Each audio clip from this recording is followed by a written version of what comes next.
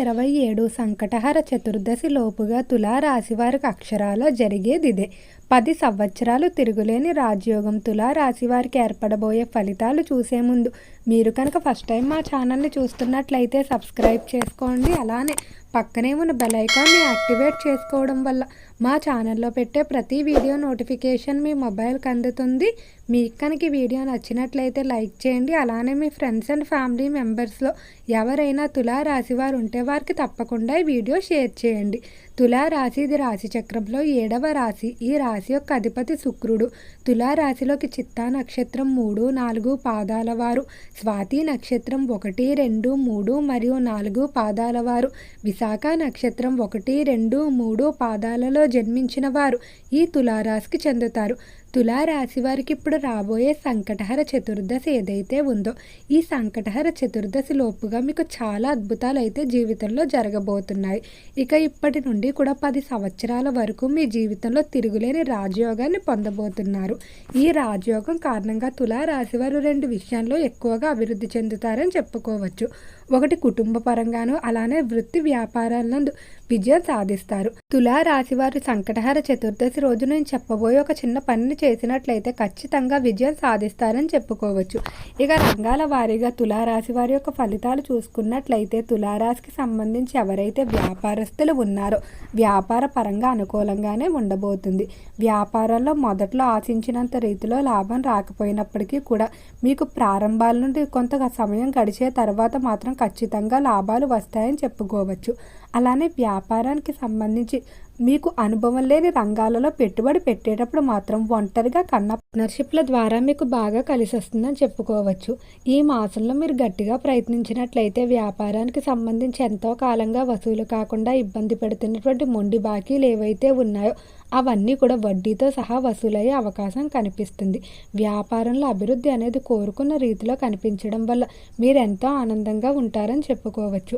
అలానే వ్యాపారానికి సంబంధించి కీలకమైన నిర్ణయాలు ఈ మాసంలో తీసుకోవడం జరుగుతుంది. నూతన ఆదాయ మార్గాలు ఎక్కువగా వెతుక్కుంటారు. నిరంతరం కూడా ఈ రాశి వారిలో కష్టపడే మనస్తత్వం ఉంటుంది. వీరెప్పుడూ కూడా ఇతరుల దగ్గర నుంచి దానంగా కానీ లేదా ఉచితంగా తీసుకోవడానికి అస్సలు ఇష్టపడరు. తమ కష్టార్జితంతో లభించిన దాన్ని మాత్రమే అనుభవిస్తారు. రాశులన్నిటిలో కంటే తులారాశి చాలా ప్రత్యేకమైంది. వీరు పుట్టుకతోనే అదృష్టవంతులుగా ఉంటారు. కానీ వీరి అదృష్టాన్ని అనుభవించడానికి ముందుగా జీవితంలో ఎన్నో సమస్యలు అయితే ఎదుర్కొని ఉంటారని చెప్పుకోవచ్చు. వాటి వల్ల తులారాశి వారికి ప్రతి విషయంలో కూడా అనుభవ జ్ఞానం అనేది ఎక్కువగా ఉంటుంది.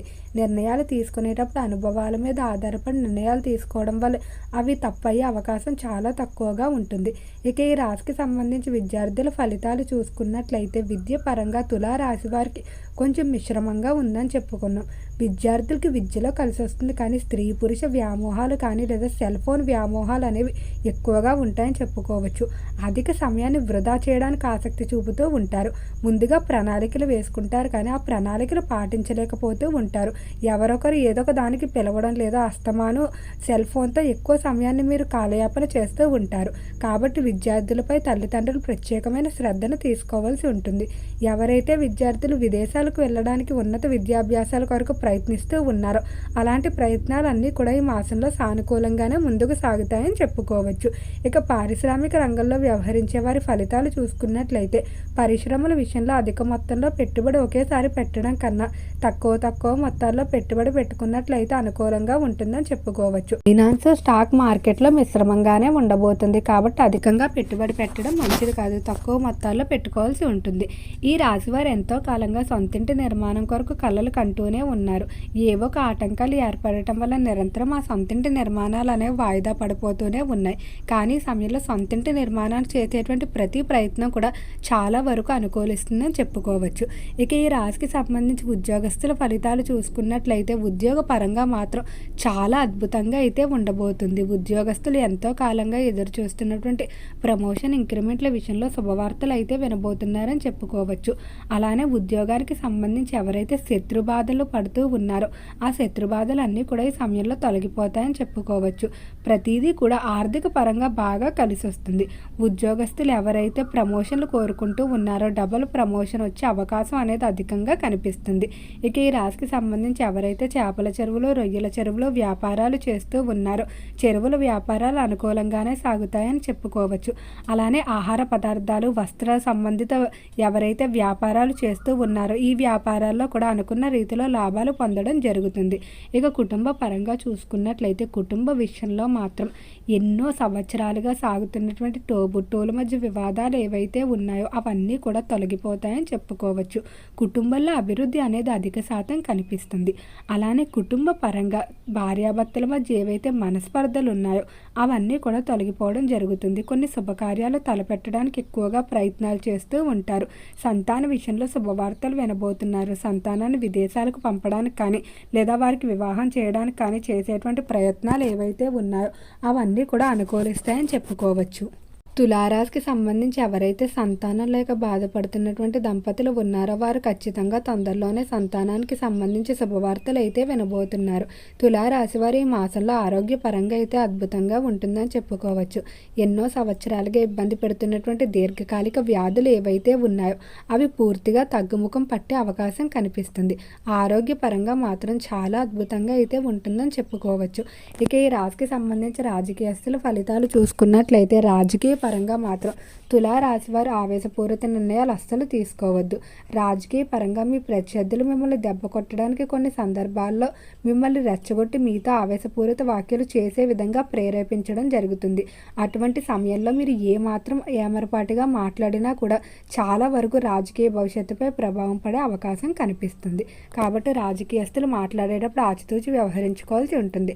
ఇక ఈ రాశికి సంబంధించి ఎవరైతే సినీ పరిశ్రమల్లో కళారంగంలో వ్యవహరిస్తూ ఉన్నారో కళాకారులకు మాత్రం చాలా అనుకూలంగా ఉండబోతుంది. కళారంగంలో మంచి పేరు ప్రఖ్యాతులు సంపాదించుకుంటారు. అలానే ఆర్థిక పరంగా ఎంతో కాలంగా తీర్చలేకపోతున్నటువంటి రుణాలు ఏవైతే ఉన్నాయో వాటన్నిటిని కూడా తీర్చేయడం జరుగుతుంది.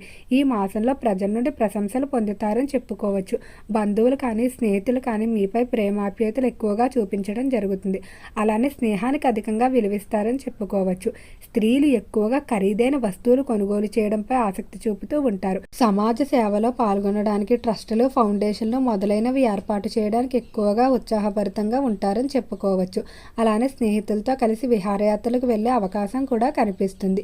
తులారాశి వారు మానసికంగా కూడా ఎంతో ఆనందంగా ఉంటారు. అయితే ఈ సంకటహర చతుర్దశి రోజు దర్భగడ్డితో వినాయకుడిని కనుక పూజించుకున్నట్లయితే ఖచ్చితంగా తులారాశి వారికి అన్ని అనుకూల ఫలితాలే ఏర్పడతాయని చెప్పుకోవచ్చు. ముఖ్యంగా చెడుకళ్ళ ప్రభావం అంతా కూడా మీ మీద పోతుంది. ఓకే అండి, తులారాశి వారికి ఏర్పడబోయే ఫలితాలు చూశారు కదా. మీకు కనుక వీడియో నచ్చినట్లయితే లైక్ చేయండి. అలానే మీ ఫ్రెండ్స్ అండ్ ఫ్యామిలీ మెంబర్స్లో ఎవరైనా తులారాశి వారు ఉంటే వారికి తప్పకుండా ఈ వీడియోని అయితే షేర్ చేయండి.